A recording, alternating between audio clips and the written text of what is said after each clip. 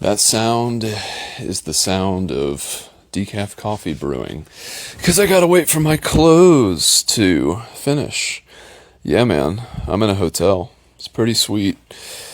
Oh, what a day. It is Tuesday, October 7th, and it's 10:10 p.m. And yeah, I had no idea it was the 7th. I was thinking today, I was like, man, I've really lost track of days. Like, I don't have my watch anymore, you know? I used to pretty much always know, like, what day of the week it was and, what the date was and all that kind of stuff. But man, I'm like way out of practice with that at this point. But that's fine. But yeah, man. So, I hadn't planned on staying in this town. I forget the name of it, and I don't know how to pronounce it, so you get what you get. But yeah, hadn't planned on staying here. Had planned on pushing 10 more miles out. And when I was starting to get into town, and this will make more sense maybe in the chronology, I was struck by the same kind of feeling that I remember being touched by when I was in Maine, walking to Canada, the Canadian border. So in 2022, I walked from Alabama on the Pinhoti Trail all the way to the Canadian border, and then I turned around and walked to Pennsylvania, and then rode my bike from Pennsylvania back to Georgia. And I remember in Maine, and in 2022, I spent a month of my life in Maine, which was crazy because I have never spent probably that much time in any other state in that kind of way, you know, just traveling through it. But it's a big state, so it is what it is, I guess. And I remember having this feeling once when I was walking there. I was like, I want to like get a hotel and just chill, and I want to go get some good food. And you know, I'm not usually struck by that. Usually, I'm struck by the opposite. You know, I'm happy to. I got to turn this TV off. I've been watching the Weather Channel, but there's no information on it. It's AccuWeather, so it's like they're talking more about like how they make forecasts than they are what the forecasts are. I'm just like, dude, I don't, just give me the info. Anyway, in 2022, I was listening to this book called On Becoming a Person. Shout out to Ken Bowl for putting that on my radar ever. It's an amazing book. I didn't finish it, but I got like a lot of insight from it. Specifically, Carl Rogers' conception of what he called the organismic being, which is like basically just the sum total of your body and your quote unquote mind kind of being like in harmony. Not necessarily in harmony, they can be disharmonious, they can be at odds, but like, you know, being aware of what the internal state is, and then from that kind of like tapping into your own intuition. And through doing that, basically being very sure that you're doing the right thing for you, you know? And, I remember getting into Maine and being like, I want to go to a hotel and I want to have good food. And I did. And when I got into town today, I was like, you know what would be nice? My socks feel disgusting. Like they feel like they have this layer of like sludge that like gets activated when I'm, biking, and causes my feet to feel like they're like in this like slimy like envelope, and then once I take my socks off, you know, they dry and they get like super hard in this area. So there's a lot of material there, and I really don't like that feeling. I do have two pairs of socks, but I am loath to think about like wearing two pairs of socks just to prolong the accumulation of this specific foot feeling. The socks help a lot in one aspect, which is that they don't make the sandals have like a gross kind of layer on them. But sometimes I do be riding without socks too, and then the sandals feel disgusting. So needless to say, this evening has been full of needfuls since the moment I got here, which was like, I don't even know, around 8 or so like that. Or so like that. Is that a phrase? I don't know. I'm so excited to go to sleep and just like get cozy. I need to probably do something about the air in here because it feels pretty hot. But I did just get out of the shower, freshly shaved, like a newborn baby. And my coffee, I think, is ready. Ooh, I'm living the dream. I'm living the dream. Oh, yeah, doesn't that look good? Man, I love decaf. I love both caffeinated and decaffeinated coffee. I think that there is a time and a place for both, and 10:15 is definitely the time and the place for decaf coffee. I know some people are all about that death before decaf life, and I respect it. I understand what you're talking about, but as I have gotten older, I have found that it is nice to be able to have my little my coffee flavored beverage without having to worry about the associated panic attacks and inabilities to sleep, So, yes, what a day. I don't even remember actually how far I went. I know it was like, relatively speaking, a somewhat lower mileage day, like 65 maybe. Let's take a look just to kind of frame things. 66.3, but with 3,838, it's a feet of elevation gain. And man, that climb was insane. I shouldn't get into it before it's time to get into it, but let's just do some stuff real quick. So, what was my day like? What time? Okay. The last clip, I was kind of tossing and turning over whether or not I should stay at that pavilion at that Mormon church. I'm kind of glad that I didn't, because today, as I left some of the bigger city areas of Utah, like Provo and Salt Lake, I noticed that there were a lot of, obviously, LDS churches, and some of them even had explicit signs that I took a picture of, saying no overnight camping, sleeping, or what was the third? I don't remember. I guess I'll have to look at the picture, huh? But I was just dang, you guys are I don't know. I don't trust anyone who would tell me that they have the secret to life, but then they're also yeah, but if you wanted to camp on our property, that's a bridge too far. It's just their priorities. It's you're willing to save my soul and help me become redeemed and, purify me within a certain person's vision of humanity. But I can't sleep here. I don't know. To me, maybe that's not something that is so contradictory or just something that really makes you pause. Maybe because of my specific use case, I am more bristled by the fact. I mean, I feel from sea to shining sea, if anyone in this country, I don't even want to qualify it. If anyone shows up at a church, they should be allowed to be there. I understand that could be abused, probably has been abused in the past, I've certainly seen no shortage of abuse of people's kindnesses and policies and things like that. If you make it, it can and probably will be abused. But I also just don't think that the majority of people would abuse it. I think that the abuse potential is there. I don't know. I'm not going to harp on it too much, because I do just imagine churches inside of cities being overrun with homeless people. But, hopefully that's some sort of something or another that AI can help to solve in the future. So, anyway, I didn't feel comfortable at the Mormon church, which, is certainly a deeper statement than just me merely being in that pavilion, if you're picking up what I'm putting down. So I left and went to my original planned spot, which was only 1.5 miles away, and it was all downhill, if I recall. And so I found this trailhead, and it was a nice little paved path that it took you to.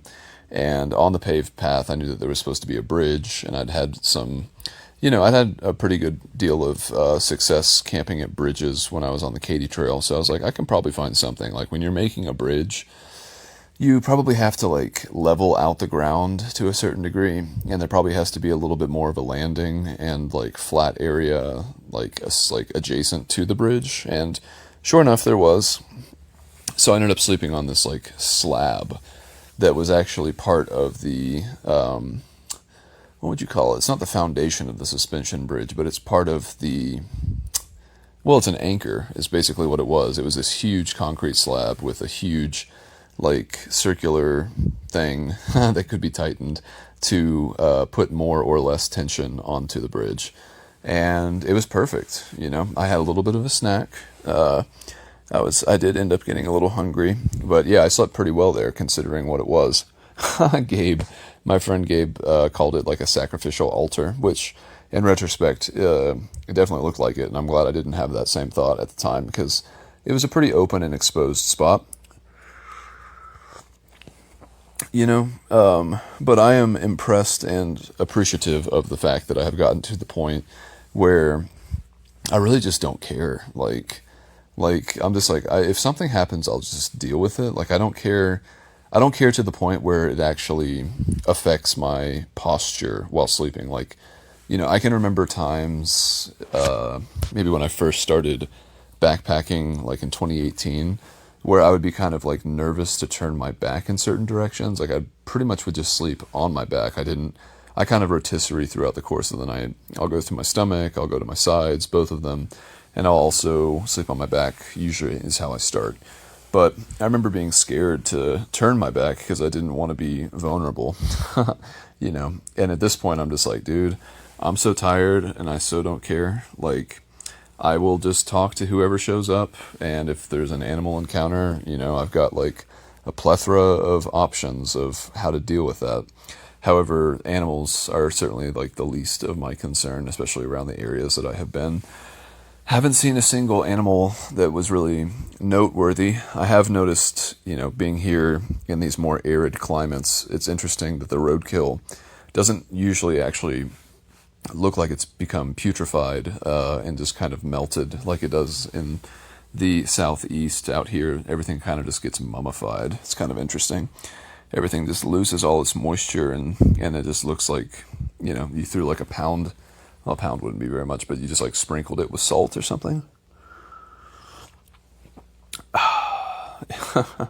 Anyway, it's funny, in this state of travel and hunger and everything, I really can't mediate the temperature of things that I eat or drink. I'm just like, I want this right now. Like, I can't wait for this to cool down,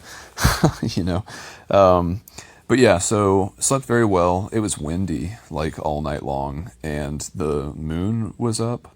It was like a full moon yesterday, and so that was like very, very bright. I had to actually put my hat like over my eyes, which I've done several times now, starting when I was on the Colorado River the other night when I was hanging out with Double D and slept on the banks of it. Like I had to, the moon was so bright that, I don't have a sleep mask or anything. I don't really want one because, I want to be aware of what's going on. I want to be aware of what's going on in my surroundings, But yeah, super bright, windy. My face is like chapped, because it's like the only part of my body that was exposed for the majority of the night. And I did sleep with my back facing the wind, which was kind of an interesting sensation because it felt like, to be honest, it felt like it made me think that bugs were like crawling around because all of a sudden, like the wind would blow and it would kind of just push on the fabric very lightly of my sleeping bag.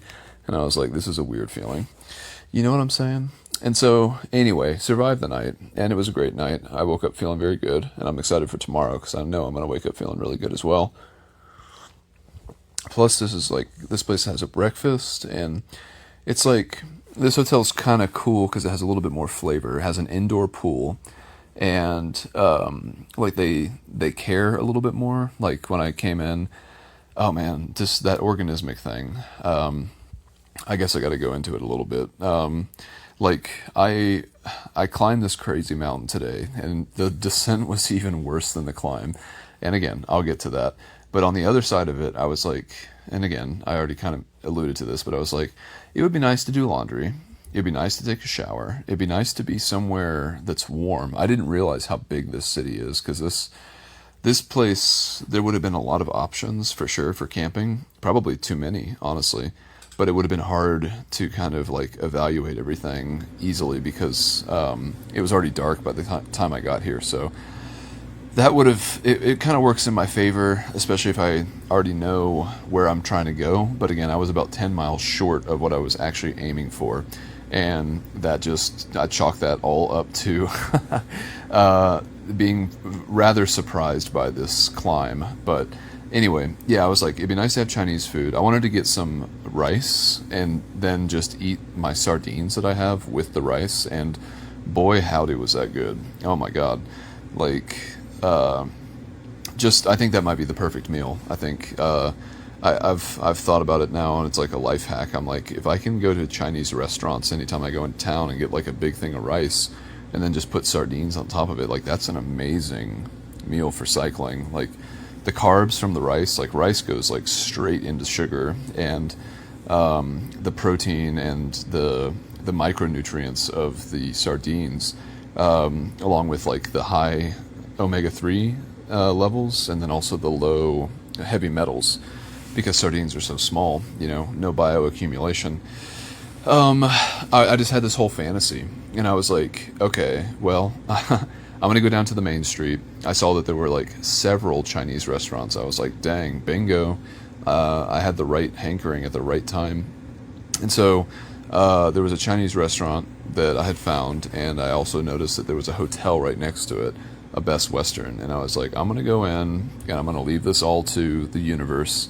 And if there's vacancy and there's laundry, I'm going to stay. And I'm not going to do a lot of research about anything. I don't care what the price is. I don't care. I don't care about anything. Like, that's not the point. Like, if this is a feasible thing to do, which it is, I'm going to do it. And I'm very, very happy about that. So, to my actual day. It was like a 6-mile ride to McDonald's this morning, which was great, as usual. This was a 5-star McDonald's. I had said that I was going to leave a Google review, and I haven't really decided if I actually will or not, because it just doesn't, I don't know if it actually matters to the people who I was interacting with, like specifically, or McDonald's broadly.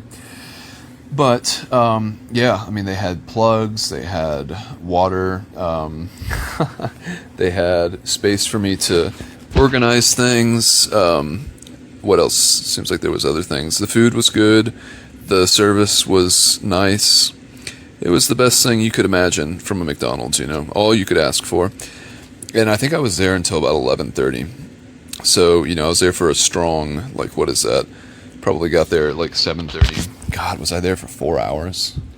It's very possible that I was there for 4 hours. I mean, I did 4 hours worth of work for sure. I, did all my digital needfuls.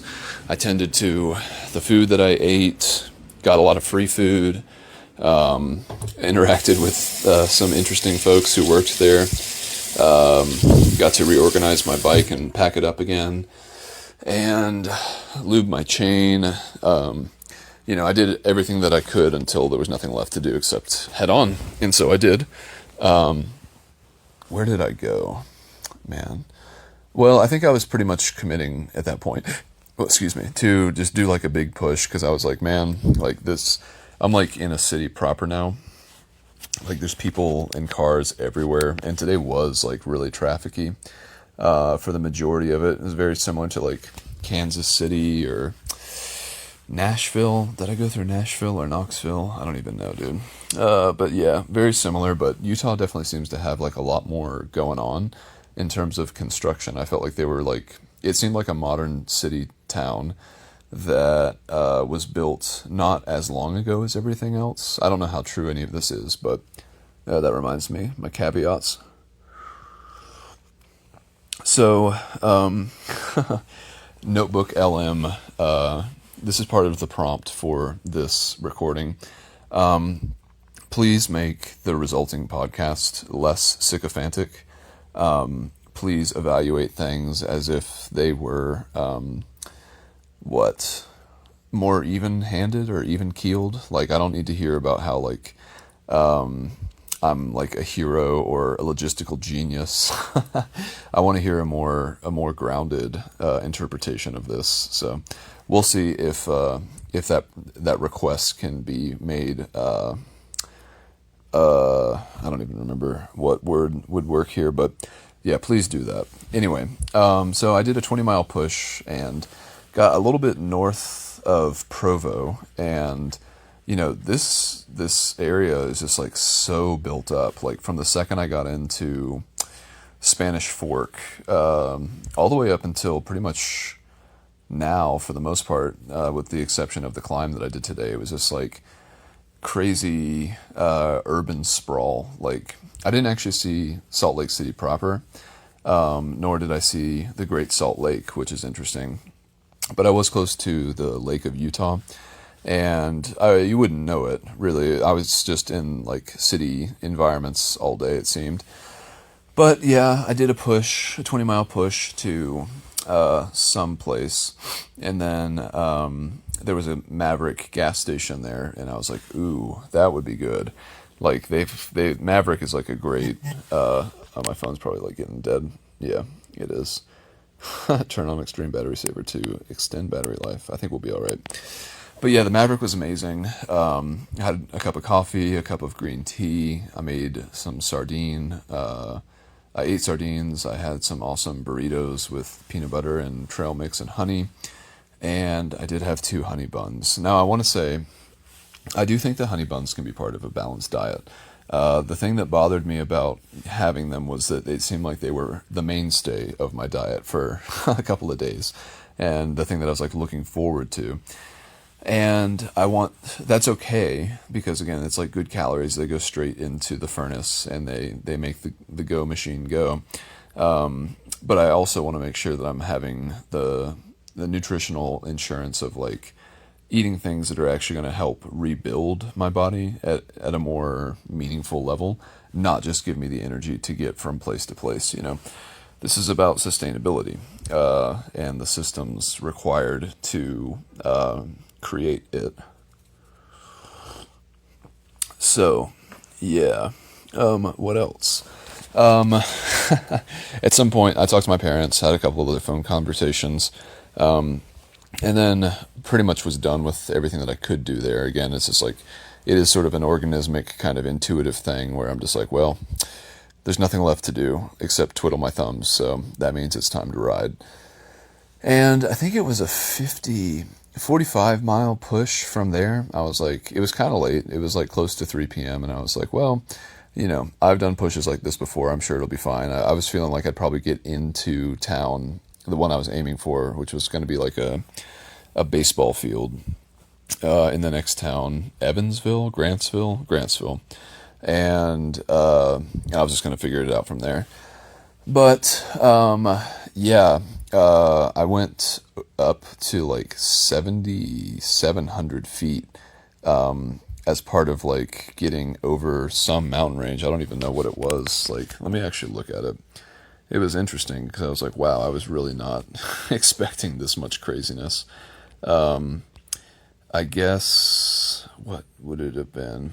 Was it Butterfield Peaks? I think it might have been. Let me just try to quickly make a little route back to an area that I was at earlier today and see where I was. Man, this is so crazy. I remember American Fork, because I was like, from Spanish to American and every fork in between. Okay. So, yeah, it was the Butterfield Canyon.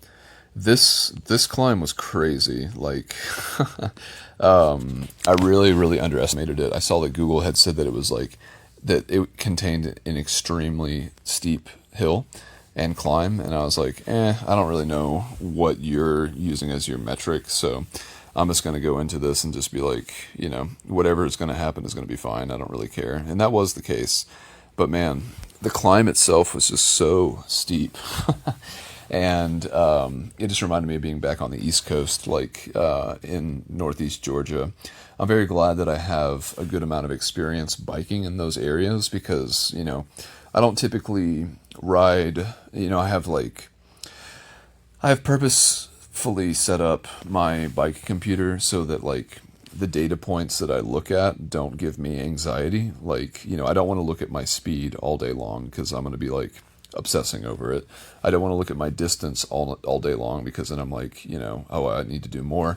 The page that I look at most often is just the map page, which only has 3 data points on it. It has the point to the next queue, which just means where I will turn next. it has the direction that I'm heading, and then it has my current elevation. And those have tended to be pretty innocuous data points that are very important for me to know, but also not ones that I can like easily obsess over and, get kind of lost in my head about. But today, because it was this was like the steepest climb I've had for hundreds and hundreds of miles. Like, I probably had something like this back when I was still like in Kentucky or North Carolina or Tennessee or Georgia, maybe even. But I haven't had anything like that that was that crazy for so long. And so I had my elevation page up for the majority of the climb, because I was just like, I just don't even believe how steep this is. And a lot of it was 10 to 13%. And, it was everything that I could do, throwing like all my weight up to the front so that I could like just crawl up this mountain. And it just took forever. It was a long climb. It was like 6 miles long. And it was about, well, I guess like over 2,500 feet of elevation gain, maybe. And yeah, it zapped all the rest of the day, all of the day's light. It's good that I had as much light as I did, because at the summit of this climb, the paved road that I had been on, just gave way to this terrible gravel. And I was like, oh my God, okay, so this is going to be a gravel descent. And yeah, for like, I don't know, maybe 2 miles of it, it was this really, really rough and chunky, like gravel descent, like super steep, just as steep as the other side, but also, terrible road condition. And so I actually probably went just as fast downhill for this unpaved section as I did going uphill, because it was just like, my bike weighs 70 pounds and there's no suspension. And so rocks the size of your fist could mean that you fall off your bike and get really badly hurt. Or you could lose your front wheel in the softness of the sand and gravel, and, also, again, fading light sources. So you couldn't really see. So picking the right line was difficult. But eventually, thankfully, this terrible descent met back up with pavement, and then I was really cooking with gas. I put my gloves on, I put my leggings on, I put my down jacket on, and then I just cruised for miles and miles and miles, like 6 or 7 miles, I guess, into this town. And again, that's when I had the epiphany. I was like, well, I think that it's a good night for me to treat myself. I'd gotten really cold on the descent, and so I wasn't particularly feeling, I was feeling vulnerable, honestly. I was like, I don't really want to camp outside. Like, I want to be somewhere nice. And I do have that ability, and so, why not? I guess the last time I was inside was Saturday, and today's Tuesday. So it's kind of hard to believe that actually all my stuff is dirty enough for me to feel like it would be great to clean and wash all of it again. But I also washed my sandals tonight when I was taking a shower, like scrubbed them with a washcloth, and I did not do that before. So I hope maybe that will help to actually address that in the near future, so that my feet feel cleaner and better for longer. But yeah, my dude, I got here, the Best Western, like I said, it was just like, it just appeared, and I was like, well, that's a good place to start. And then it had everything that I wanted, and then I came in, and then I went over to a Thai food restaurant, and I got rice, and then I had my little concoction of food that I had been dreaming about while I kind of disassembled my bike and started to do the needfuls. I've got like all of my gear out of all of the bags. The room, it's not a mess by any stretch of the imagination, but everything is like, a lot of the spaces are occupied with things that are either like actively airing out or otherwise just like, not being confined by a bag or whatever. I like to let things breathe, my gear included, and that was nice, I got some coconut soup along with the rice, and so I was just kind of warming back up, eating soup and rice and fish, and putting everything where I wanted it to be, and then shaved, took a shower, got my clothes in the dryer. I'm shocked that I've been able to talk for 30 minutes. I'm telling you, my eyes feel so heavy. I'm just gonna, I don't even know where I'm gonna go as soon as I close my eyes. Yeah, man. Crazy day. Crazy, crazy, crazy. And, cold too. I don't really know. Let me see, actually. What are there more like big mountains between here and San Francisco? I have no idea. I know that technically speaking, there might be. It looks like Google is saying that there are 22,000 feet of elevation gain from here until San Francisco, including a steep hill, it says. I have no idea what that means. At some point, it looks like I will eventually go back up to 7,300 feet, but then there will be a precipitous drop all the way down to negative 79 feet once I get to San Francisco. And that's all over 783 miles. So 783 miles with 22,000 feet of elevation gain. I'm curious. Calculator. Let's see. Let's say 22,000 feet of elevation gain, and then what was the thing? I already forgot. How many miles? 783. Let's do 780. Yeah, this math doesn't even make sense. I'm not super good with division, but in any case, yeah, man. Crazy day. Like I'm definitely actively starting to think about like what the next leg of this trip is going to mean.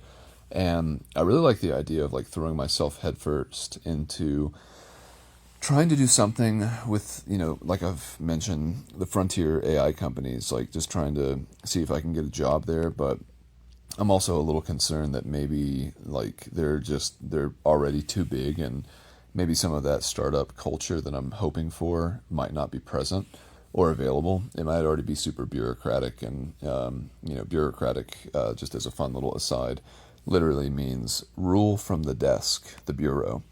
So kind of visually makes sense as to what a bureaucracy is once you see what the Latin roots or Greek roots or whatever are. But in any case, I think I'm just going to like go fishing, like just try to go to campuses and like go to cafes that are close by and like start conversations. But also I like the idea of like the startup culture that may or may not be present there at this point. I have no idea. But just like networking with people and talking with people and like trying to figure out who wants to make something and who wants to be successful in that journey. Like I'm loving this bike ride. I'm loving this trip. It's awesome. It's like exactly what I would have wanted and hoped that it would be. But as soon as I get to San Francisco, I think I'm ready for a break. Not necessarily because I'm tired of doing this per se, because I still want to incorporate riding into my day every day. I've been looking into campsites that are in San Francisco, like on the periphery. And I like the idea of something that's like 10 to 15 miles outside of Silicon Valley proper that I could have as a base camp, like, kind of like what I did in Golden towards the end, where I had my tent set up and I could take my bike out for a ride and not have all this stuff all over it, and actually make good time in between places. Like this climb of this mountain, if my bike didn't weigh, 3 times what a bike should, would have been still a very challenging climb, but I probably would have done it like an hour faster or something. I don't even know when I started the climb, and I also don't know when I finished it. I was in the flow. It didn't really matter how steep it was. I was continuously amazed because I was just like, wow, this is so crazy. Like, I can't believe that I found this road on the West Coast that basically just goes straight up a mountain. I just haven't had a lot of experience with that. I know they exist because I've been told that they do. My friend Carl told me when I was in Golden, he was like, well, if you want some steep climbs, I know where they are. And I was like, well, I'm not like looking for them. I just think that it's notable that some of the main roads aren't the steep climbs. It's almost like they put some thought into it or something. And so, yeah, my dude, man. Yeah, I like having both. I like having depravity, and I like having abundance, for lack of a better word. it's just, it makes everything so much sweeter because, sometimes probably tomorrow night, I'll just be like, it's so nice to be like camping outside again. Like, being indoors, like it was just a little bit too comfortable. Maybe I'll get to a point where I'm sure I feel that way. But it won't be till after breakfast, I assure you that. So, yes, 35 minutes. I think my laundry's almost done. I'm almost done with this cup of coffee.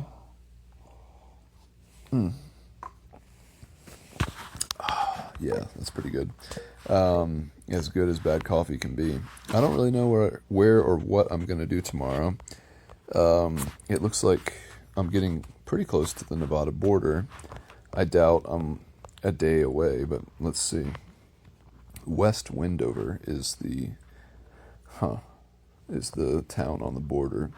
107 miles. So I'm not entirely sure what tomorrow's going to look like, but it looks like a lot of my day might be on Interstate 80 or perhaps some frontage roads close to it. So who knows, if I'm feeling ginky, maybe I'll push, do a century. I haven't done a century in a while. What's the yeah. It looks like there's one steep climb. If I did 107 miles tomorrow, according to Google, it would only be 1,100 feet of elevation gain, which sounds pretty dang flat to me, my dude. So, yeah, I mean, with a full stomach and a good night's sleep, could be in Nevada tomorrow. It's kind of a fun thought. I wonder, West Wendover, do they have anything? Oh, they have a KOA.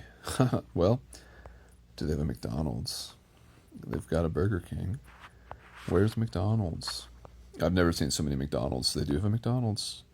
All right, I'm definitely staying here tomorrow. Maybe that'll be my plan.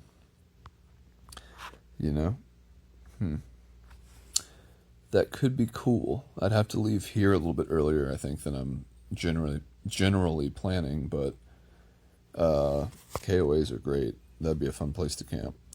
I do be loving that from time to time. A nice KOA. Especially after being at a hotel, I wouldn't have to worry about anything, and I could charge and top off all my stuff and then go to McDonald's the next day. Whew. This is sounding sweeter and sweeter. So to that end, because it's now 10:47 and better to cut my losses when I'm having a win, I'm going to leave it there for now. I'll get back to you tomorrow, but, it's all about that, it's a homeostatic equilibrium, you have too much of something, and you have to balance it out, and then you have too much of that, and you have to rebalance it the other direction, and, yeah, man, I'm excited for sleep. So, with that, I will say, love you, bye.